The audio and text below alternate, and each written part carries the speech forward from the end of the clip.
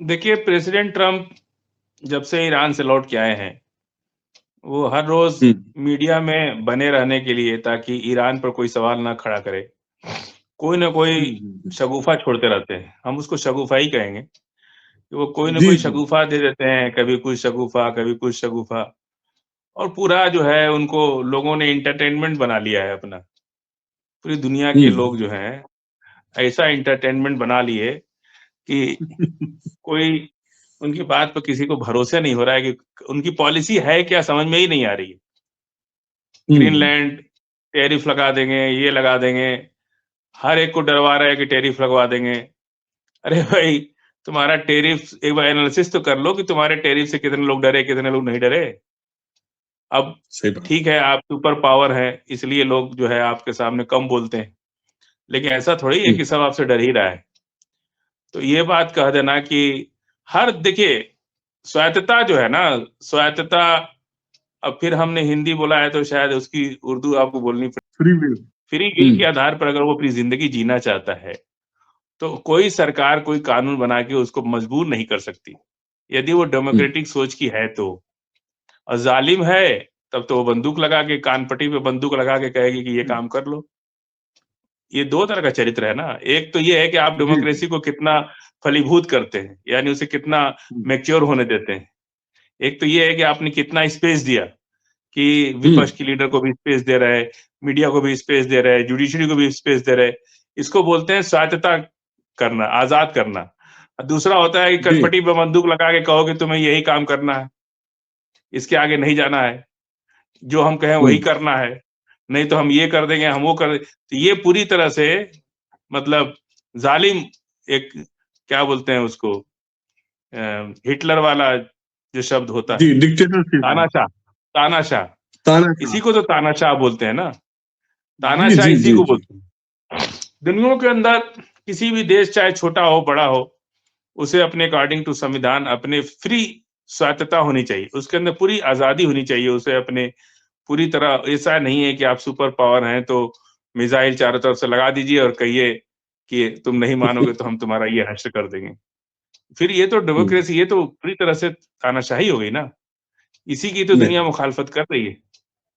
ये कैसा दौर चल रहा है दुनिया के अंदर जहाँ लोकतंत्र इतने मजबूत 100 मतलब 100-200 साल अमेरिका को तो 200 साल से ऊपर होने जा रहा है, डेमोक्रेसी हुँ, सिस्टम में हुँ, आने में। तो ये क्या म उनकी डेमोक्रेसी बूढ़ी हो रही है या मर रही है? आप हुँ, कैसा फ्री कर रहे हैं भाई?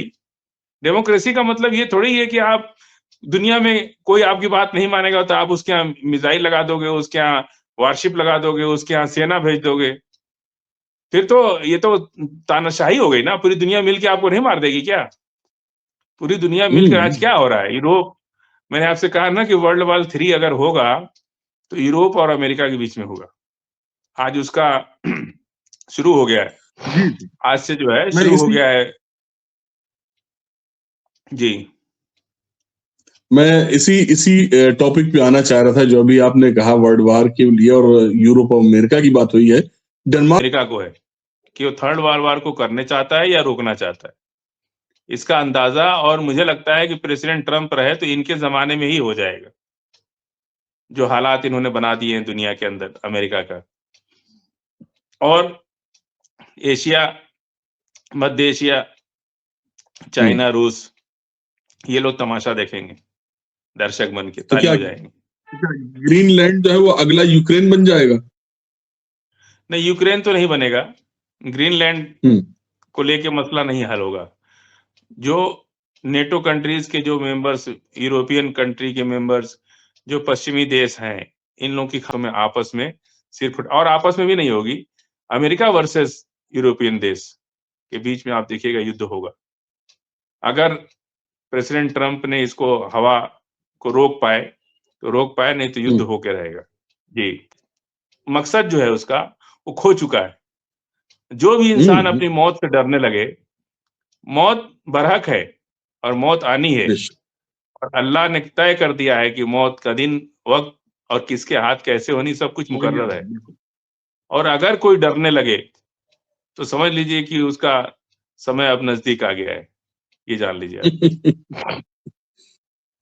बैठे स्टारलिंक का नेटवर्क अमेरिका से खरीद लेते स्टारलिंक और ले आके चलिए, क्योंकि ये गाजा के फिलिस्तीन की तरफ से रिपोर्ट है, ये उसकी नहीं है, तो ट्रम्प दबाव बना रहे हैं, जबकि उन्होंने रिफ्यूज कर दिया है कि हम मेंबर नहीं बनेंगे। अब बहुत से लोग हमसे सवाल करते हैं कि इजराइल अगर मेंबर क्यों बनेगा फिलिस्तीन का? हमने कहा कि इसलिए बनेगा कि फिलिस्तीन और इजराइल के बीच में जो बफर जोन बनना है, जो सीमाओं का सीमांकन होना है, वो बिना इजराइल के दस्तखत किए आगे कैसे बढ़ेगा? इसलिए उसका रहना जरूरी है। हालांकि वो एक ही मेंबर होगा, माइनॉरिटी में होगा, लेकिन वो कुछ कर नहीं पाएगा। लेकिन अगर नई सरकार बनेगी, अंतरिम सरकार बनेगी, तो जो बाउंड्री हमारी तय होनी है, वो तो इजराइल ही के बीच में ही तो बात करना पड़ेगा ना। इजराइल और फिलिस्तीन के बीच की जो बाउंड्री बनेगी, तो इसीलिए प्रेसिडेंट ट्रम्प इजराइल नेतन्याहू को छोड़ नहीं रहे किसी भी मौके पर। वो चाहते हैं कि हम इसको ना हो करके और हम फिर कहें कि साहब हम तो थे ही नहीं और कैसे इन लोगों ने बना लिया। तो कल को कोई बात आपको ऐसी ना हो जो आप ये कह सकें कि आप रहे कि ना रहे। अगर रहेंगे कमेटी में तभी तो तय होगा कि फिलिस्तीन कहाँ रहेगा और इजराइल कहाँ रहेगा। नहीं तो वन साइडेड हो जाएगा, एक तरफा हो जाएगा ना। फिलिस्तीन के साथ साथ इजराइल का रहना तो जरूरी है ही है। दुनिया को दिखाना भी तो है कि आप संजीदा हैं एक मंच पर आके। आखिर इजराइल की तरफ से कौन बैठेगा? इजराइल के भी तो एक नुमाइंदा होना चाहिए ना उसमें। तो नेतन्याहू से अच्छा नुमाइंदा कौन हो सकता है? जो सुप्रीम पावर है इजराइल का, वो दस्तखत कर देगा, उसके बाद तो कुछ भी नहीं हो सकता। तो जब मैंने ये बात बताई तो आज मेरे कई दोस्तों ने कहा कि भाई आप इतना दूर तक सोचते हैं, हम लोग नहीं सोच पाते हैं। हमने कहा यही बात है ना, जो आदमी उसमें ज्यादा घुसा रहता है वो ज्यादा सोच पाता है। तो अगर इजराइल कल को ये नहीं कह सकता ना कि हम तो साहब उसमें थे ही नहीं। जैसे कोर्ट दो पक्ष को बुला करके अगर जमीन का पैमाइश करता है, तो एक पक्ष भाग जाता है और बाद में कोर्ट में जाके कहता है कि हम तो साहब थे ही नहीं वहां, ये लोगों ने गलत कर लिया, अपने मन से कर लिया, जैसा तैसा कर लिया। लेकिन वहां रह करके अगर आप पेपर में दस्तखत कर दिए, तो फिर आप किसी कोर्ट में जाके ये नहीं कह सकते कि हम तो वहां थे ही नहीं।